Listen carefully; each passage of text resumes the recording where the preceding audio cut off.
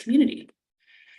Last but very much not least, I'm excited to introduce our guest speaker today, Eileen Coombes.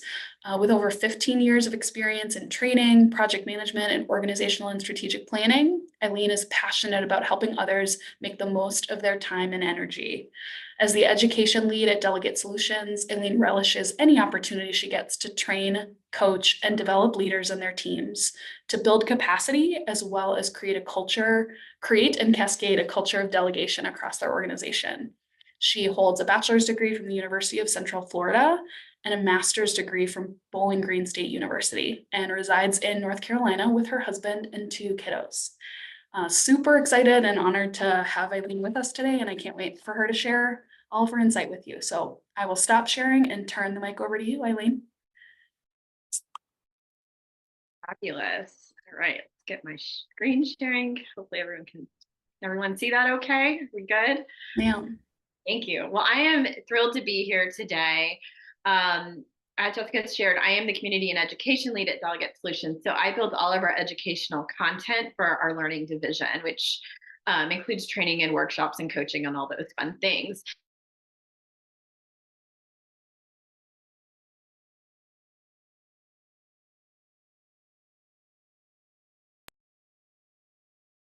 Uh-oh,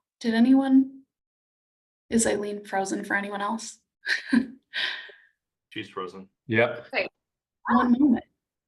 Okay, you're back, I think, Eileen. You just froze briefly, but do you mind?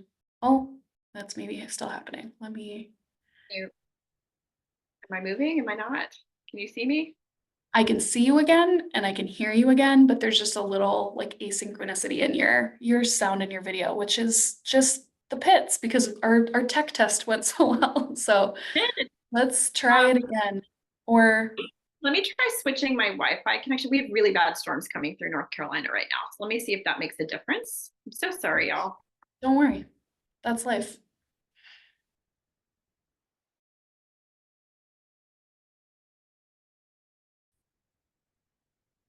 Okay, is that any better? Am I still delayed or?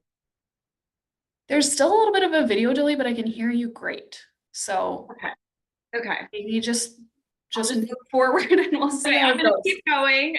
I'll try to interject if there's any other issues, but you're good. Okay. If my motions are lagging, I apologize, but hopefully you can hear my enthusiasm and excitement as I talk about delegation. As I was saying at Delegate, all we think about is delegation and the impact that individuals can make when they free up their time through delegation. And we do that through a few different ways, through our executive virtual assistant support, project management support, and then through the educational piece that I do. But as I was preparing today, I was actually talking to our integrator, Allie, and thinking about how important the integrator role is. You are really the backbone of any business. You make things happen. But here's the thing, you really can't do it all alone. And I'm constantly reminding Allie that. And you really shouldn't try to really excel in your role and take your organization to the next level, whatever that might be. Mastering the art of strategic delegation is really essential. Okay, hopefully my slides progress. Okay, I'm having all sorts of tech issues now, Jessica. Oh, there we go. Maybe that worked. Okay. So I really, truly believe that delegation is an advantage. It's a powerful force that builds efficiency and allows you to really focus on a high-level strategy and execute your CEO's vision without getting stuck in the weeds in those menial day-to-day tasks. And at the same time, it allows you to empower and utilize your middle managers and emerging leaders across your team to foster growth. Delegation is an energy management system. And when we think of delegation as a way to manage our energy, it becomes motivating. It becomes energizing. It no longer feels like a chore because instead it becomes a tool in our toolbox that we can master and put into practice. So to me, delegation is a game changer for any organization. You know, how often do we find ourselves saying, it's just faster if I do it myself? If you're nodding your head or if that resonates with you, you're definitely not alone. And it doesn't have to be that way. You can learn how to delegate tasks and even your decision-making process to emerging leaders within your organization in order to better leverage your time, energy, and your most impactful contribution. So to begin to really understand the positive impact of delegation on your company, you need to start with a little math, a little reflection. So if you have a piece of paper, go ahead and kind of jot this down as I'm working through this. But the first question that I really want you to ask yourself is, how many hours per year are you spending on work that doesn't serve you, on tasks that might cause you to kind of get stuck in the weeds? If you had to guess, how many hours a year are you spending doing that kind of work? According to the Harvard Business Review and a Gallup poll, the typical business leader spends over 1,000 hours each year on time wasting in the weed activities, instead of directing that time and energy towards their most impactful work. That's more than half of our work hours each year. So then take that down a step. Let's back it up a little bit and personally think about how many hours of your time is spent on tasks that could be handled by someone else each week. How many hours per week are you spending in that slump there, in those administrative tasks or little things that are just not the best use of your time? Let's do the math to really understand the financial impact of those hours to your organization. I'm going to base my example on 27 hours per week. That may seem high to you. It may seem low based on what you know you have on your plate, but that's the average that we hear from leaders all the time in our workshops and coaching activities. That's a lot of time each week when you really think about it. And from there, once you've determined how many hours you're spending each week, then you want to determine your hourly rate based on your salary. Assume a typical 40-hour work week, which I know is a joke for many of us. We probably are working way more than 40 hours, which is another reason we should delegate. But figure out what that hourly rate is for you, and then do the math. In this case, I'm using 120 hours or $120 an hour. But once you have that and you multiply it, you might be shocked by the final amount. This is how much your company is paying you to do work that is not maybe the best use of your time and could be done by others. And once you do that math, you may be shocked by your number. Maybe not. Maybe it won't shock you. And perhaps it's just a good reminder that it's costing the company money when you hold on to work that others can do just as well. And imagine if you did that math for everyone on your leadership team. To me, that number is probably even more shocking. So as we reflect on the surprising cost of sort of misallocating our time and energy, I think it's really crucial to understand that the solution lies not just in task management, but in a fundamental shift in our approach as leaders and in our journey of self-awareness. So when we can harness the power of delegation, the possibilities are boundless, and the effect on our wasted time and energy can be really profound. The reality is that effective delegation is not just about offloading those tasks. It's about a mindset shift. It's about visualizing yourself as a strong, effective leader who empowers others. It's about recognizing your most impactful contribution. I really, truly believe we are all here to make an impact that only we can make. And so as our responsibilities change, it's easy to lose touch with what we really want to spend our time on and our why. Intentional delegation helps us get back to our why. It helps us free up time for the work that really, truly matters, the work that makes us feel like we're having an impact and making a difference. But it also is important because it prevents burnout. Gallup says 76% of employees experience burnout at least at some time in their employment. And as leaders, I definitely don't think we're immune to this, right? It also develops your team. Delegation is a powerful tool for professional development. It allows your team members to stretch their skills and to grow into future leaders with each new opportunity that you hand off. It boosts morale and retention. There was a study that said 79% of workers who quit their jobs cite lack of appreciation, lack of growth opportunities, and not having their voices heard. And so when you can think critically about workflow and prioritization, and then give your team new opportunities through delegating, your team is going to achieve more and likely stay longer. But one of the things that I think is really important about delegation is that it's going to free you up for strategic work. And by delegating, you create space for higher level thinking and planning that only you can do, only what you bring to the table, that your unique ability. And it allows you to really concentrate on the most critical aspects of your role. When you can focus on those top strategic priorities, you can then steer your organization more effectively. So to get clear on what to delegate and let go of, it's really essential to keep some best practices in mind. You always want to start with the end goal. What are the things you want to be spending time on? List them out, then sort of work backwards, asking yourself, what needs to happen for me to accomplish my goals? What do I specifically need to do to make that happen? And then whatever is left, hand it off. Our executive virtual assistants do the work with clients a lot on this piece, helping them kind of identify those opportunities, backtracking and planning, and then they will even block time on their calendars to help them really focus in on hitting those goals and doing the pieces that only they can do. So that's a really helpful way to think about it. When you're thinking about what to delegate, think about the repeatables. And I think this is always the easiest place to start with delegation. If it repeats, it's delegatable. If it repeats and you're doing it, it has to go, because if it repeats, there is a process, which means someone can follow those step-by-step instructions. And if you're someone where the process lives up here and you don't have it documented yet, have someone interview you, have someone ask questions so they can capture the process, and then you can hand it off. Again, that's something our executive assistants do all the time.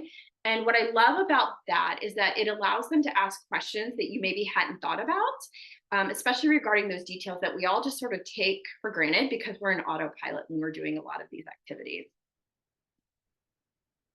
Then find the low-hanging fruit. Think about the things you do that are just time wasters, or things that they need to get done, but they don't necessarily bring you joy or not in your talent or skill set. Maybe they just bore you.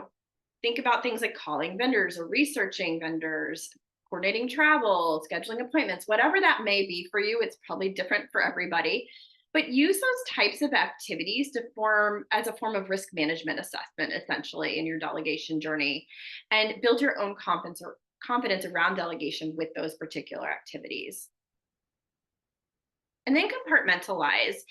This one is really key. We see a lot of leaders get stuck in delegation because they get overwhelmed when they try to think about handing off a big, complex project or activity. Administratively, most projects, they're not unique. There's a lot of similar overlap that occurs. And so when you can start to break those big, complex things down into small chunks, the delegations sort of just naturally show themselves. And if it helps, again, you can have someone interview you through that process to help you identify those little pieces that you can let go of. And the last best practice that I just want to make sure to mention is that you can use exercises that will help you figure out what to delegate when you do start to get stuck. Capture a list of how you're spending your time. List out all those things you do each day. While that can definitely feel heavy and even tedious at first, I think you'll be surprised by what ends up on that list and how the opportunities for delegation will just naturally reveal themselves as a result.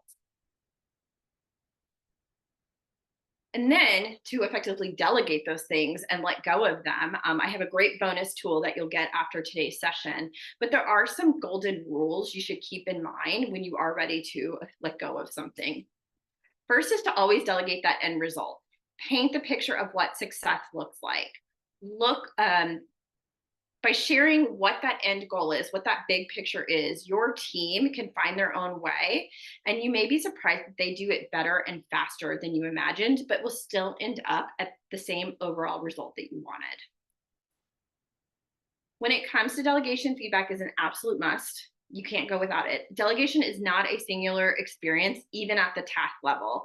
So by committing to giving and receiving feedback, it helps you become a stronger delegator, and then helps your whoever that person is you're delegating to become more in sync with your vision and the goals for that activity. Start small to build confidence, like that compartmentalization one I mentioned earlier. This is a great risk management strategy. Take those larger tasks, break them into smaller parts so that you can build your confidence around a delegation. Start with those repeatables, those low-hanging fruit delegations, again, because those are really easy starting points. But grab small wins. Even if something is only taking you 10 minutes a week, delegate it. It will equate to more time saved over time, and you're going to build confidence as a result of that one activity.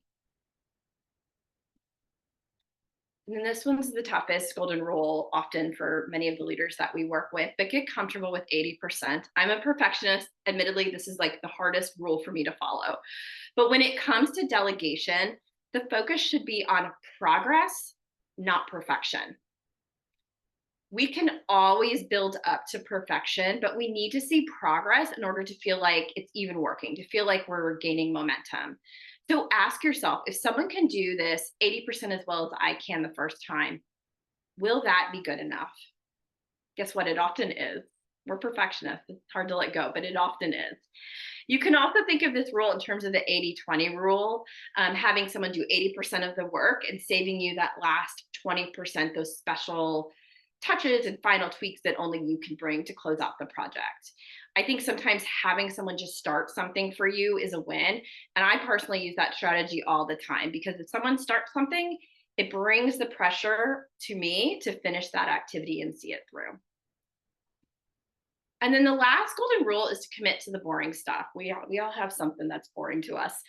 The boring stuff is often the back office administrivia, but it's the backbone of how we deliver what we do in an effective, unique way, and it creates scale. So it's important. And the great news is there are team members who love to do those things that we find boring.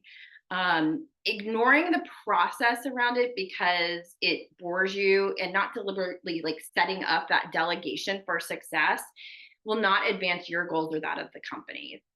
So as leaders, your ongoing commitment to the process of delegation is really critical, and it's important to recognize that it may take many iterations of a process to get to the right solution, and that's totally normal. So now that we've covered the golden rules, I just want to dive into one last crucial element that I think underpins all these concepts, and that's trust. While following the golden rules is essential, the foundation of successful delegation and really empowering your team to think strategically lies in building and maintaining trust. Trust in your team, trust that in the information that you're sharing, trust that your decisions will translate to the desired result. Building trust is challenging, and you likely face situations like where team members aren't demonstrating the level of critical thinking you expect, so it's hard to hand off things. Maybe you're unsure of what success looks like when handing off delegations or helping others learn to make critical decisions on your behalf. And then maybe no one is stepping up and taking initiative to help in the decision-making process. Those are all real concerns when it comes to building trust. And to address that, I want to introduce you to what we call the delegation trust filter. This is a tool you'll get again after today's session, but it's a way to objectively evaluate your team and establish a baseline of delegation trust levels. So essentially at the top of the document, you will put the names of your team members. And then on the left side, you list the criteria for assessing delegation trust. So you can think about specific criteria around financial decisions or scheduling or travel or whatever it is that you do in your wheelhouse. And then you'll score each person from 1 to 5, 1 being the lowest trust level and 5 being the highest. And once you tally those scores, you'll start to get some immediate insights about who you can trust for specific types of activities over others. And what I love about this tool too, it highlights opportunities for coaching up and developing specific leaders, which is a huge added bonus. You'll see those people sitting right in the middle and know there's maybe an opportunity to coach them up in specific areas.